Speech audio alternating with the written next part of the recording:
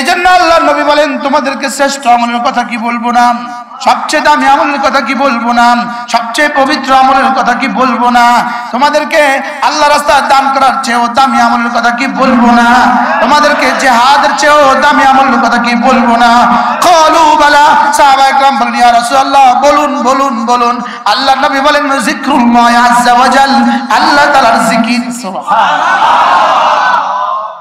আল্লাহ তাআলার কি সুবহানাল্লাহ। কেন জিকির দিলেন? জিকির কেন দিলেন? জিকিরের জন্য ওযুর শর্ত রাখেন নাই, জিকিরের জন্য দাঁড়াবার শর্ত রাখেন নাই, জিকিরের জন্য বসার শর্ত রাখেন নাই, জিকিরের জন্য কোনো শর্ত নাই। এটা শুধু আমার মনে হয় এই জন্যই দিয়েছেন, রব তো আলিমুল গায়বি ওয়াশ শাহাদা, তিনি তো জানতেন কিয়ামতের আগে ওরা মোবাইলে এই পরিমাণ ব্যস্ত হবে। এই জন্য রব্বুল আলামিন মোবাইলের বিপরীতে জিকির 24 ঘন্টার আমল দিয়ে দিলেন।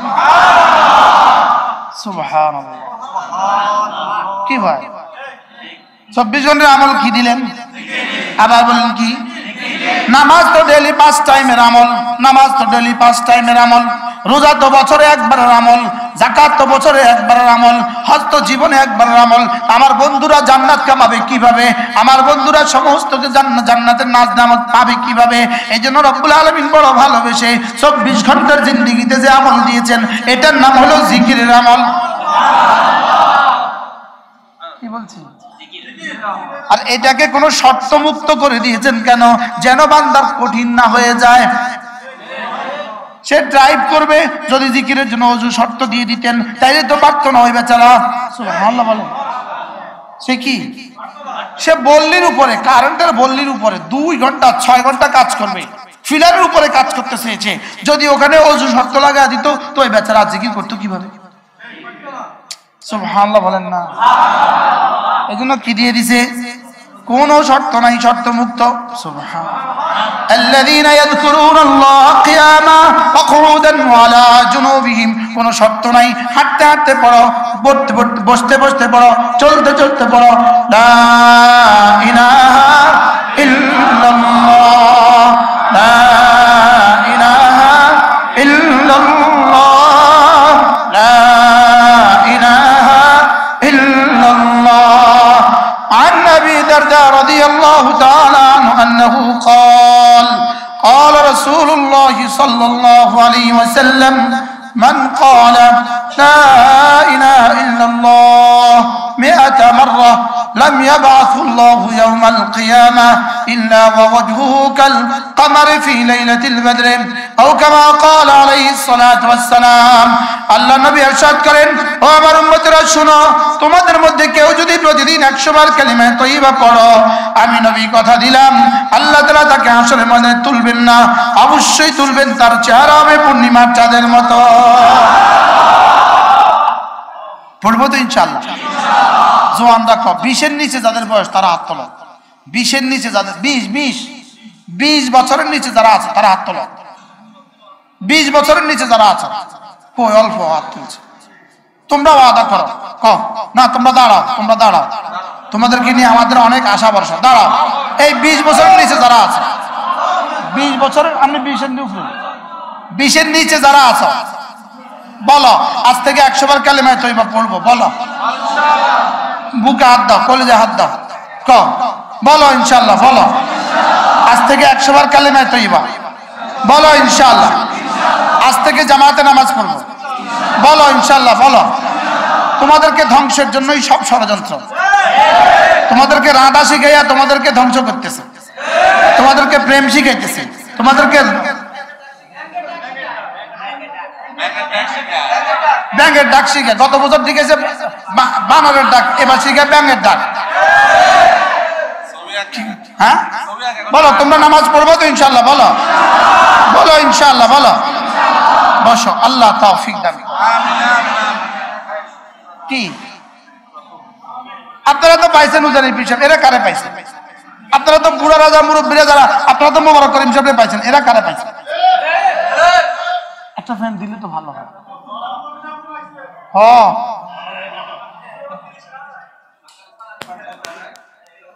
তাহলে কি বলছি বলেন, ছোটরা বলো ইনশাআল্লাহ। কালিমা তয়্যিবা ডেইলি কতবার পড়বা ইনশাআল্লাহ? পুরস্কার শুনো, 1 নাম্বার চেহারাটাকে সুন্দর করে দিবে, দুই নাম্বার দিলটাকে আলোকিত করে দিবে, তিন নাম্বার রিজিকের মধ্যে বরকত দিয়ে দিবে, চার নাম্বার সবার কাছে তোমাকে প্রিয় বানিয়ে দিবে, পাঁচ নাম্বার শরীরটাকে সুস্থ করে দিবে,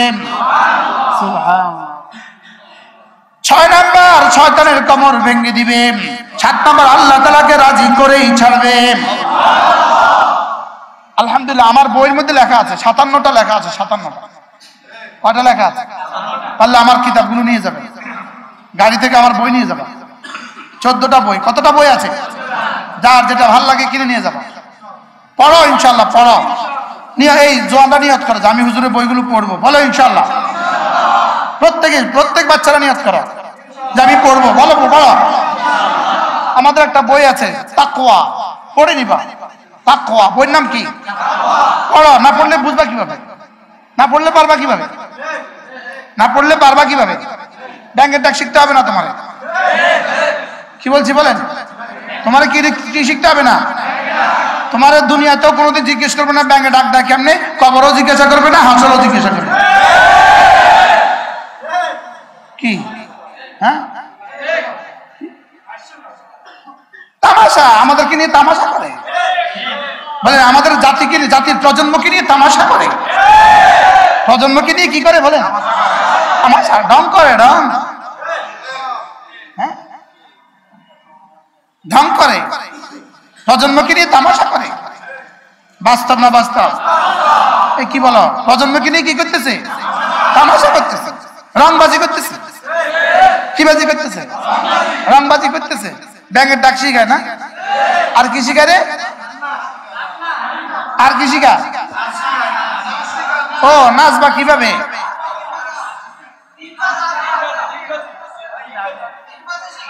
ডিমবাজি শিখা, ডাল আলু ভর্তা। ডাল আলু ভর্তা আমাকে বাপ দাদারাও খায় না।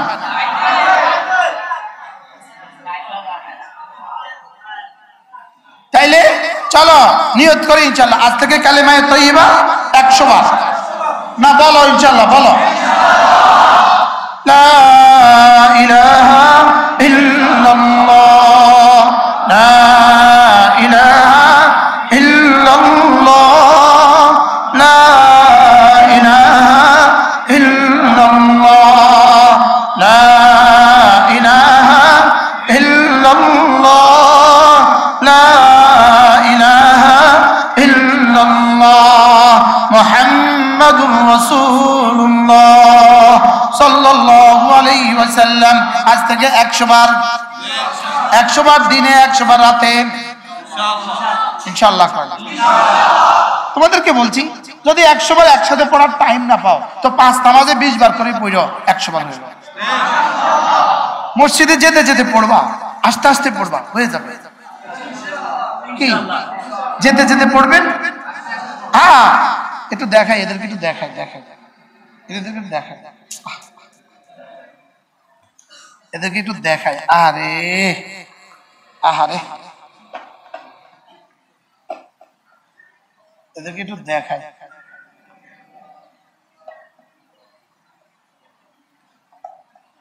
কই রে, এদেরকে একটু দেখাই, দেখাই।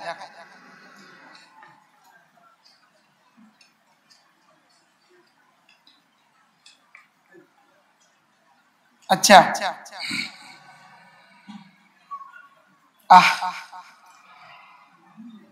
দেখেন, খেয়াল করেন, এটা কি কিভাবে আপনি আল্লাহর ওলি হবেন? এটা কি এমনি এমনি হয় না চর্চা করে করতে হয়? উত্তর, চর্চা করে। যে জিকির ফরজ, বলেন আবার বলেন। মনের যে জিকির নফল, বলেন। কিছু জিকির ফরজ, কিছু জিকির নফল। নামাজ ফরজ জিকির, সুবহানাল্লাহ বলেন। নামাজ কি জিকির? নামাজও জিকির, ফরজ জিকির। নামাজ কি জিকির? নামাজ হলো ফরজ জিকির, আর বাকি জিকির হলো কিছু নফল। কিছু কি? কিছু কি নফল। আজীব কথা। কেমনে পড়তাম, কতবার কেমনে পড়তাম, কেমনে কইতাম, এদেরকে কেমনে কইতাম? এরা তো ডিম বাজার শিখি। কি বলছি? অন্তরের ফরজ জিকির কোনটা? প্রশ্ন করো। আবার বলেন, যখনই কোনো গুনার কাজের সুযোগ পাই তখনই যদি আমার মনে পড়ে আল্লাহ তাআলা আমাকে দেখছেন, এটা হলো অন্তরের ফরজ জিকির। সুবহানাল্লাহ, এটা হলো কি অন্তরের কি জিকির? আল্লাহ তাআলার স্মরণ যতটুকু অন্তরে রাখলে গুনাহ থেকে বাঁচা যায়, ততটুকু স্মরণ অন্তরে রাখা সকল মুসলমান নারী পুরুষের উপরে ফরজ।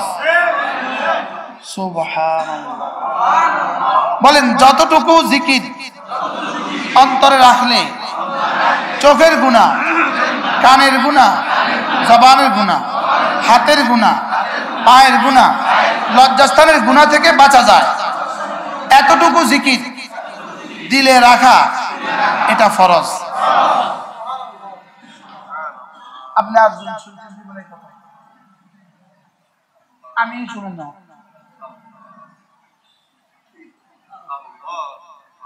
দেখেন, এতটুকু জিকির সকল মুসলমানের জন্য ফরজ।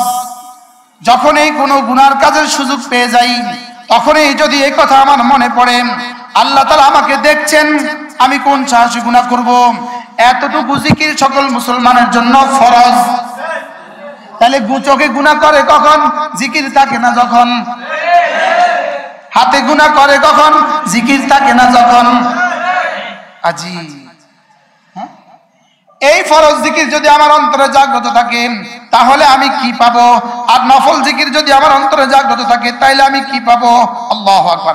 যে পর্যায়ের জিকির ফরজ তার ফলাফল হলো এই জিকির আমাকে জাহান্নাম থেকে বাঁচিয়ে জান্নাতে দিয়ে দিবে। কি শুনলেন? বলেন, যে জিকির ফরজ এই জিকির যদি দিলে থাকে নিশ্চিত এই জিকির আমাকে জাহান্নাম থেকে বাঁচিয়ে জান্নাতে দিয়ে দিবে। এবার কোন জিকির ফরজ? বলো, কোন জিকির ফরজ? যে জিকির আমার দিলে আসলে আমাকে গুনাহ থেকে বাঁচাবে, এই জিকির ফরজ। সুবহানাল্লাহ বলে না। কোন জিকির ফরজ? যে জিকির দিলে আসলে আমার চোখ ভিন নারীর দিকে তাকাবে না, এই জিকির ফরজ। সুবহানাল্লাহ বলেন। তাহলে ফরজ জিকিরের ফলাফল কি? ফরজ জিকিরের ফলাফল হলো ফরজ জিকির আমাকে জাহান্নাম থেকে বাঁচিয়ে জান্নাতে দিয়ে দিবে। আর নফল জিকিরের ফলাফল কি? নফল জিকিরের ফলাফল হলো জান্নাতে আল্লাহ তাআলার দিদার লাভ হবে। সুবহানাল্লাহ। আর এই জিকির আসবে কিভাবে? এই জিকির যার অন্তরে চালু হয়ে যায় এমন ব্যক্তি আল্লাহ তাআলার সাথে গভীর সম্পর্ক হয়ে যায়। এই জিকির আসবে কিভাবে? জিকির ওয়ালার সোহবতের দ্বারা। সুবহানাল্লাহ বলেন। জিকির ওয়ালার কি দ্বারা? আজ থেকে ধরেন 20 বছর আগে আমি চরমনার মাহফিলে গিয়েছিলাম। চরমনার মাঠে বসে আমি হযরত মাওলানা ফজলুল করিম রাহিমাহুল্লাহর একটা বয়ান শুনছি। এই বয়ান এখনো যখন মনে পড়ে তখনও অজান্তে চোখ নিচু হয়ে যায়। সুবহানাল্লাহ।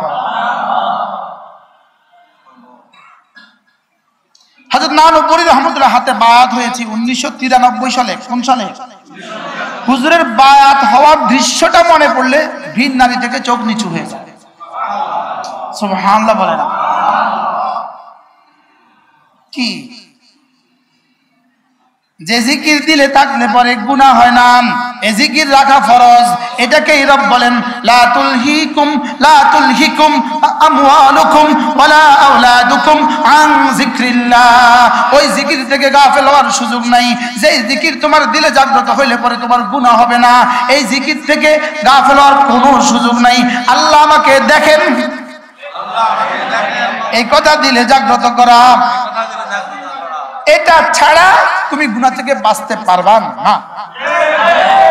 আর এটা হইলে গুনাহ থেকে বাঁচা সহজ। কেমন? এই গাছ থেকে পানি ফেলে দেওয়া সহজ জানেন। সুবহানাল্লাহ বলেন। হুজুর গুনাহ থেকে আমি বাঁচতে পারি না, এর অর্থ কি? তোমার দিলে জিকির জারি হয় নাই। এটার মধ্যে আমিও আছি, আমনেও আছি। হ্যাঁ, এটা যদি আশেকে ভাই সাহেব শানে বলি তো কিছুটা মানায়। আমার তো মনে হয় না ফেরেশতাদের গুনাহ লিখছে কিনা। আমার তো মনে হয় না ফেরেশতাদের গুনাহ লিখছে কিনা। উজানি বিশ্ববুজুর রহমতুল্লাহ গুনাহ ফেরেশতা লিখছে কিনা আমার মনে হয় না।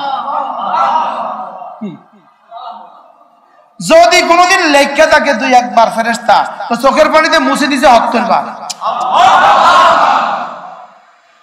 কি বাস্তব না বাস্তব? হযরত মাওলানা ফজলুল করিম রাহমাহুল্লাহ কানছে কেমন? আচ্ছা, উজানি বিশ্ববুজুরের বয়ানে বসে আমরা কানছি কেমন? কি বাস্তব না বাস্তব? হযরত নানুপুরের বয়ানে বসলে কেমন লাগতো? আর এখন বয়ান কি হয়ে গেছে ভাই? এই হলো বয়ান।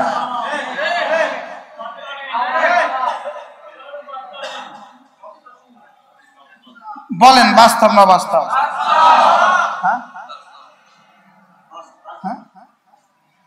এই জন্য আমি বলি বন্ধু, নামাজ জিকির, নামাজ জিকির, নামাজ জিকির, নামাজ জিকির, নামাজ জিকির, নামাজ জিকির মুসলমানের জান।